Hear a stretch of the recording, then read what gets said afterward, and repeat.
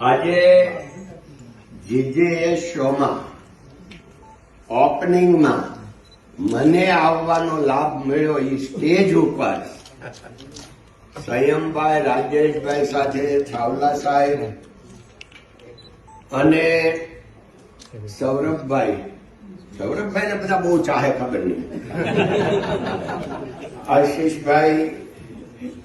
અને આમ તો ભાઈ અજાણ્યું ઓડિયન્સ છે અને અજાણ્યું સ્ટેજ છે, એટલે બધા હાગમટે गुजराती में कहा समझाणु, मैं ऐसे बोलता हूं कि ये भी स्टेज भी अनजान है और ऑडियंस भी अनजान है, मगर चाहत बहुत बहुत है क्योंकि अपने वाला है।